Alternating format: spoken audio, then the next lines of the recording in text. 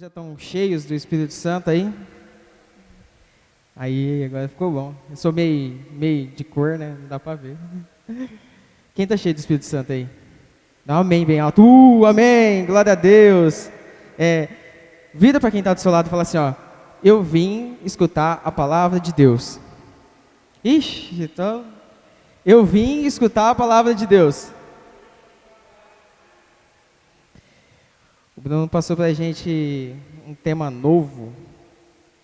Tem o logo lá? Não tem, Bruno? Tem o logo ou não tem?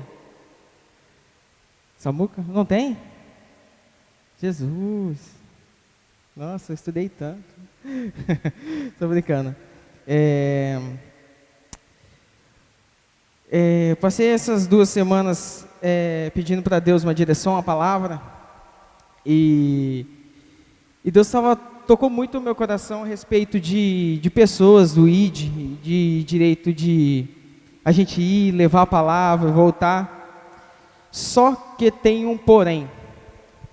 Dentre todas as nossas idas e vindas, as nossas caminhadas no Evangelho, muitas das vezes nós estamos ao lado de Jesus, nós estamos andando com Ele, mas a gente acaba fazendo a coisa errada.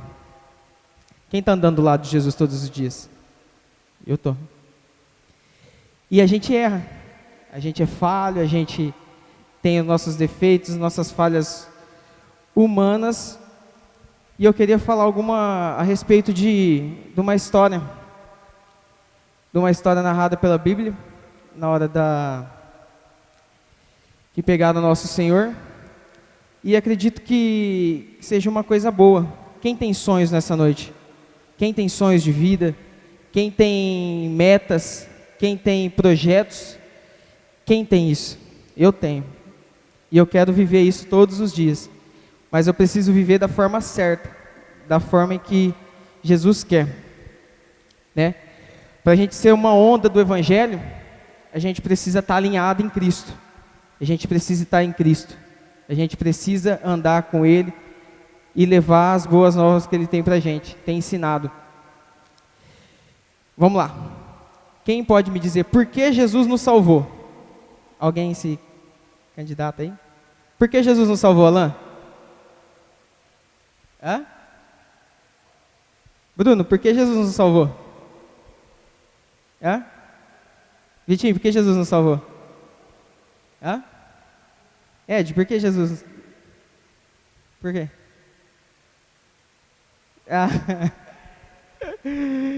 Vamos lá. Em João 3,17, não é 3,16, 17. Porque Deus enviou o seu Filho ao mundo, não para que condenasse o mundo, mas para que o mundo fosse salvo por ele.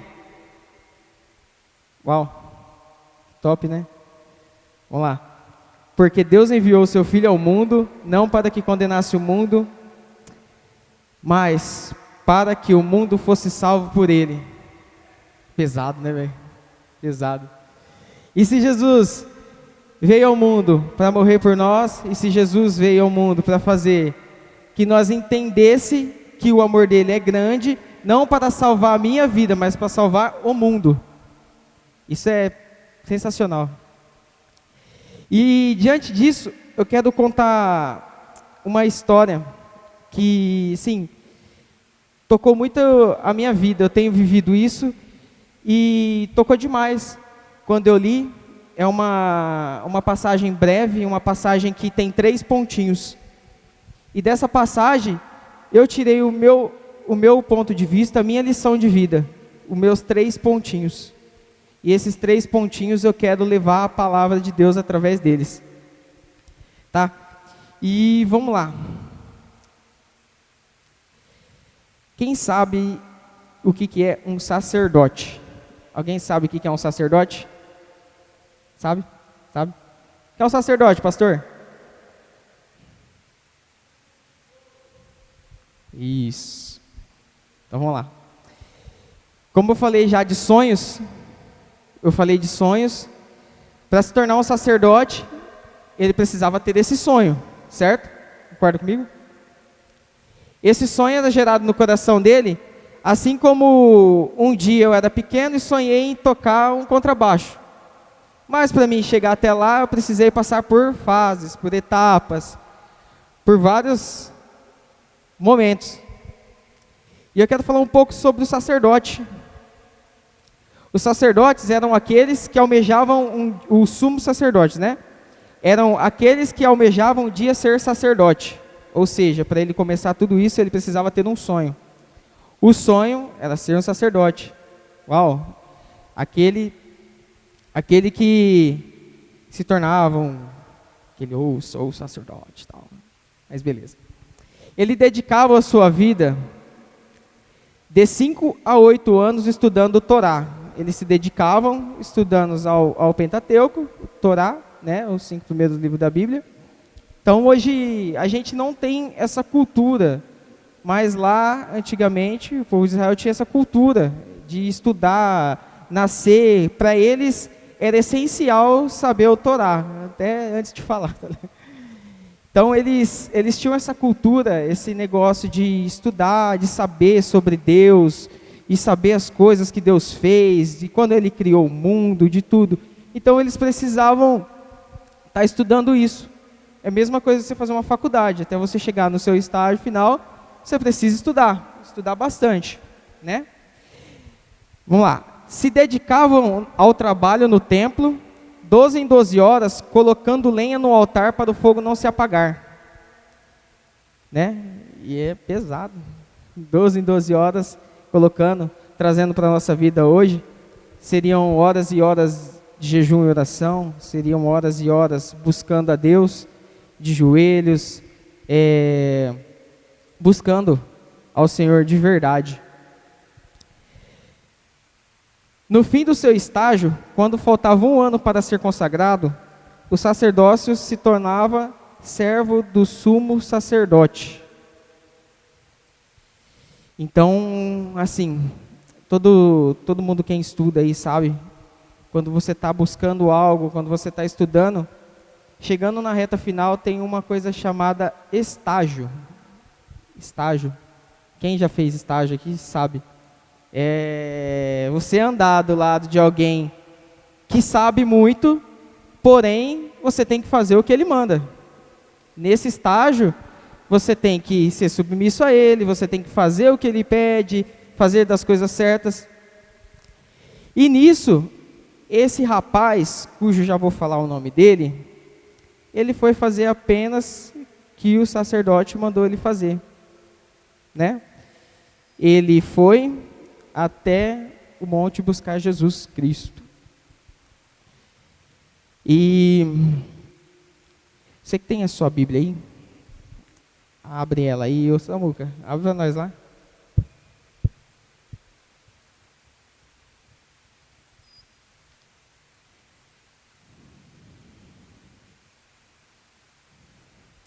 João 18:10.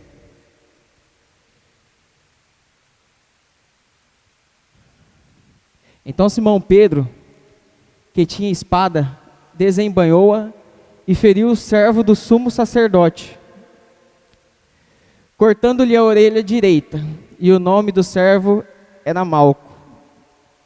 Quando eu estava estudando e lendo essa passagem, o que mais me chamou a atenção não foi, o Pedro arrancou lá o negócio lá, a espada, e atirou sobre a orelha. O que me chamou a atenção foi o seguinte: o nome do servo era Malco. Quem tem uma identidade? Eu tenho a minha identidade. Eu tenho a minha identidade. E não seria à toa o nome dele aparecer na palavra de Deus se não fosse algo que fosse tocar vidas. Algo que fosse impactar pessoas. Porque a gente acabou de ler que o servo, ele tinha que cumprir as suas obrigações, ele tinha que estudar, ele tinha que estar lá. E além disso, todo aquele que queria ser um sacerdote, ele tinha que ser perfeito. Ele tinha que ser perfeito. Desde o começo das Escrituras, ele não poderia ter nenhuma parte do seu corpo mexida, ou cortada, ou com cicatriz, nem com nada. Então, assim que, quando eles subiram, Pedro, como eu disse no começo, muitas das vezes a gente está do lado de Jesus, como Pedro estava, como Pedro andou com Jesus, viu os milagres de Jesus. Pedro estava ali andando todo momento, viu curas, viu vários milagres, e nesse momento Pedro atinge o servo do sumo sacerdote. Imagine a gente no lugar de Malco hoje. A gente tem um sonho, a gente tem família, a gente tem uma expectativa de vida, e de repente vem alguém, tira isso da gente. É um pouco doloroso, porque às vezes a gente está passando por alguns processos, a gente passa por algumas adversidades, e a gente até fala com Deus: Deus, eu não vou aguentar isso, Deus, até quando? Deus, e aí? Jesus, me ajuda. Mas a gente esquece que muitas das vezes a gente está do lado de Jesus, mas estamos ferindo outras pessoas. O que é estar do lado de Jesus ferindo outras pessoas? É ferindo sonhos, é ferindo expectativas. O ID de Jesus vai além disso. O ID de Jesus vai além de você vir na igreja, sentar, Jesus, se fendesse o céu, tal. É além disso. Então muitas das vezes a gente está do lado de Jesus, a gente está cantando, está adorando, mas sem perceber a gente está ferindo o nosso irmão. É muito pesado. Isso é pesado. E no momento que ele faz isso, Jesus o repreende. Jesus o repreende. E às vezes a gente fazendo isso, mesmo sem perceber, mesmo querendo, estou protegendo o mestre, estou protegendo o evangelho, talvez da forma errada. Mas o importante é o quê? Jesus está do nosso lado. Ele ainda está do nosso lado. Dependente se veio alguém, cortou seu sonho, tentou acabar, frustrar com tudo, não vai dar, não tem jeito, não vai mais para frente, aquilo que eu almejo não vai dar certo, aquilo que eu tento tanto não vai rolar. É aí que a gente tem que perceber que Jesus está do lado. Só que, eu vendo essa história, eu me imagino no lugar de Malco. Eu me imagino no lugar dele. Talvez ele não teve a oportunidade de estar como Pedro, de estar como João, de estar como Tiago, do lado de Jesus, e ver que Jesus estava fazendo milagres, que Jesus estava fazendo proezas, que Jesus estava curando. Às vezes ele não teve essa oportunidade, mas ele estava buscando uma coisa que vinha dos seus pais, dos seus antepassados. Ele estudou o Torá, ele estava chegando na parte final. Era seu estágio. Talvez ele saiu lá, falou: nossa, hoje eu me consagro, hoje eu vou lá e vou prender Jesus, e aí o sacerdote já vai me chegar e já vai me levantar, e eu vou ser o cara. Talvez ele possa ter pensado isso. Talvez ele possa ter no seu coração: vou prender Jesus. A gente não sabe disso. Mas fala a palavra: então Simão Pedro, que tinha sua espada, desembainhou e feriu o servo do sumo sacerdote, cortando-lhe a orelha direita. E o nome do seu servo era Malco. Isso entrou bastante na minha mente, por diversas vezes que a gente passa por alguma situação. E essas 2 semanas eu estudando, eu vivendo essa palavra, muitas das vezes no desespero, eu estava Jesus falando no meu ouvido bem baixinho: Felipe, é uma coisa importante, porque eu vi e falava assim: mas por que o seu nome escrito ali, e ali acaba toda a história? Por que escrito ali e talvez a história tenha um fim? A história morre ali, acaba ali, beleza. Jesus estava lá, ele foi pegar Jesus, levou uma espadada na orelha direita, e acabou seus sonhos, acabou seus objetivos. Talvez ele se prostre no chão e fala, acabou tudo. Mas é aí que ele conhece realmente Jesus Cristo. É aí que acontece o milagre. É aí que Jesus resolve aparecer, não para que eles ficassem com medo e corressem, mas que fosse feita a vontade de Deus, e que era mais um para que as pessoas pudessem ver o milagre de Jesus naquele dia. Vamos lá. Sempre haverá alguém do lado de Jesus, ou nós mesmos. Eu falo haverá, ou tem alguém, mas eu me ponho nesse lugar de estar do lado de Jesus e ferir pessoas. Acredito que hoje vivemos numa época, numa era, em que não devemos matar pessoas, e sim aproximar pessoas. Como o Bruno disse para mim, sermos uma onda que leva o Evangelho, uma onda que vem até nós e que leve o que não serve. Que a gente possa ser esse Evangelho, possa viver esse Evangelho, possa estar do lado de Jesus e entender que os propósitos dele são para ser feitos. E que a gente não pode barrar o propósito de Deus. Eu não posso barrar algo na vida do Vitinho, sendo que Deus já escreveu isso. Eu não posso. No momento certo, Deus vai fazer tudo acontecer. Aí, cadê o Samuca? Abre lá em Lucas 22, 51.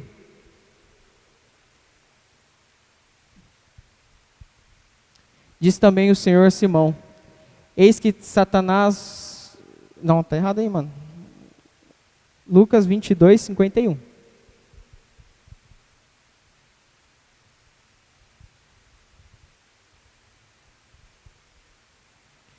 E respondendo Jesus disse, deixai-os, basta. E tocando-lhe a orelha, o curou. Top, né? Está do lado de Jesus, na hora que você mais precisa, e ele vem e te estende a mão. E mais uma vez Jesus mostrando que ele estava do lado, estava ali para resgatar, estava ali por amor, igual eu disse no começo, porque Deus veio ao mundo, Deus mandou seu Filho ao mundo, né? Deus enviou seu Filho ao mundo, não para que condenasse o mundo, mas que o mundo fosse salvo por ele. Deus amou o mundo de tal maneira que enviou seu Filho Jesus, para que todos aqueles que nele creram.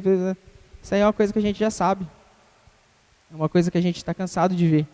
Só que a gente não percebe os detalhes, porque Deus enviou o seu Filho ao mundo, não para que o condenasse o mundo, mas para que o mundo fosse salvo por ele. Jesus não precisava de passar por isso, não precisava ter essa história de Malco para poder fazer algo.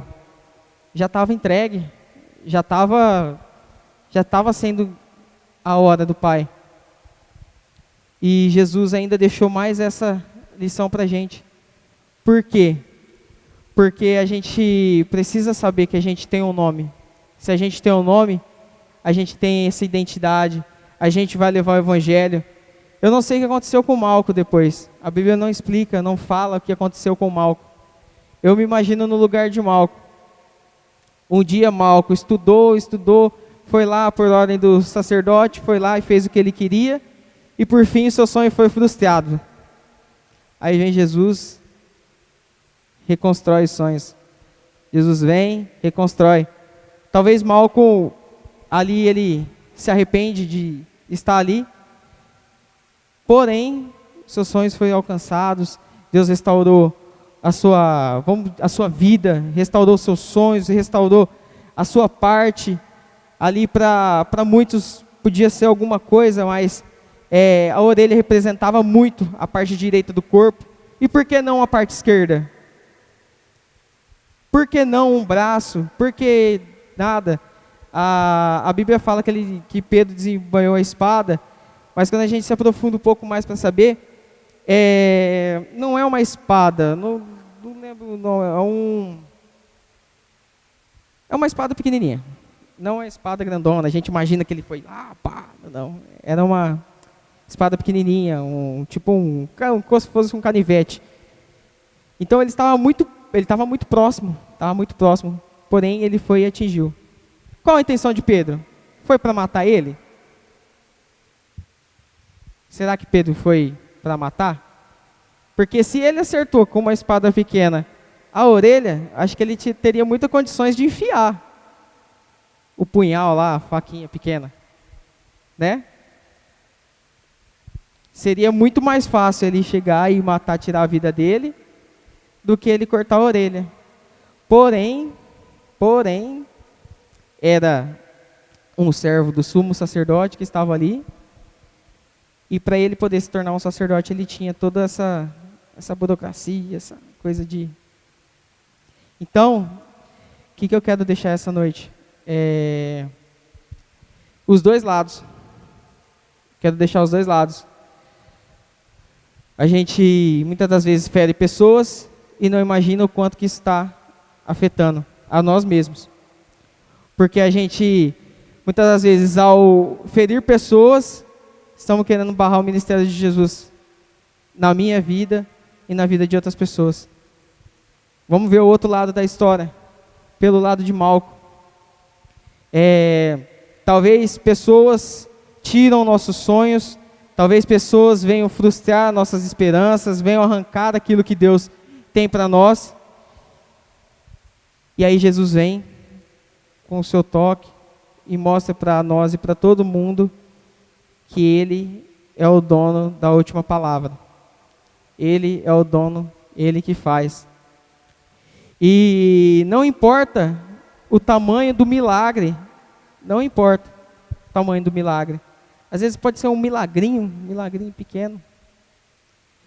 O que importa é o tamanho do impacto causado por ele.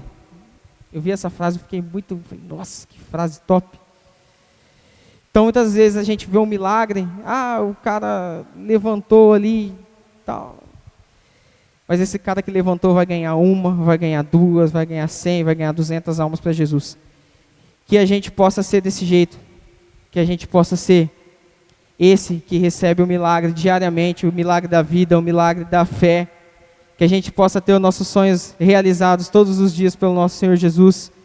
E que a gente possa não viver atacando pessoas, mas sim vivendo o Evangelho e construindo um novo dia, um novo tempo para cada dia.